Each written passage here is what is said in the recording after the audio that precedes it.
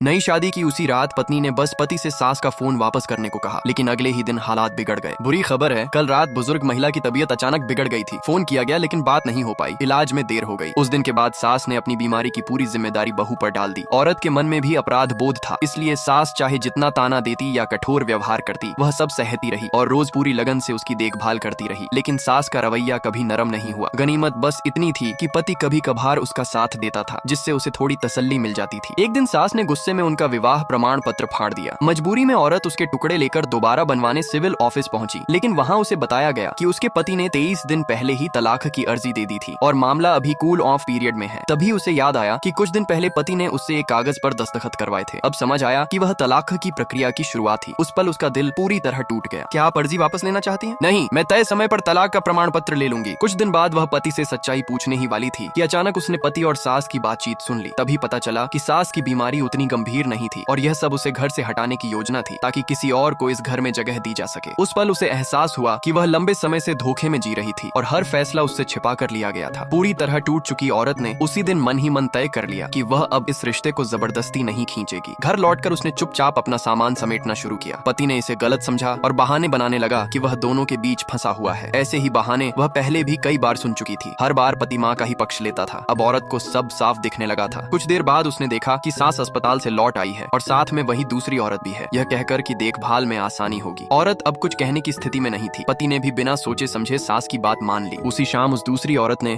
घर में बदलाव के नाम पर कई चीजें हटवा दी। औरत ने रोकने की कोशिश की, लेकिन पति ने इसे छोटी बात कहकर टाल दिया। धीरे धीरे वह समझ गई कि इस घर में उसकी कोई जगह नहीं बची है। कूल ऑफ पीरियड के दौरान एक दिन बाहर टहलते समय बहस बढ़ गई और माहौल बिगड़ गया। अफरा तफरी में औरत को चोट आई और उसे अस्पताल ले जाया गया। होश में आने पर उस पर ही आरोप लगाए गए। उसने मदद मांगनी चाहिए, लेकिन उसकी बात को अनसुना कर दिया गया। झूठे बयानों और गलत फहमियों के बीच उसे और ज्यादा अकेलापन महसूस हुआ। जिस दिन पति ने दूसरी औरत के साथ नया रिश्ता तय किया, वही दिन तलाक की प्रक्रिया का आखिरी चरण भी था। दिल पूरी तरह टूट चुका था, फिर भी उसकी आंखों से आंसू निकल आए। पति को लगा कि सब ठीक हो जाएगा, लेकिन उसे यह एहसास नहीं था कि औरत के लिए यह रिश्ता उसी दिन खत्म हो चुका था। आखिरकार अंतिम दिन जब पति सास और उस औरत के साथ बाहर गया, औरत भी अपना सामान लेकर सिविल ऑफिस पहुंची और तलाक का प्रमाण पत्र ले लिया। बाहर निकलते समय उसने शांत स्वर में कहा, आज से हमारे बीच कोई रिश्ता नहीं रहा। ये कहकर उसने अपनी शादी की अंगूठी अलग रख दी। उधर पति को लग रहा था कि अब सब बाधाएं खत्म हो गई हैं, लेकिन जब वह घर लौटा और तलाक का नोटिस देखा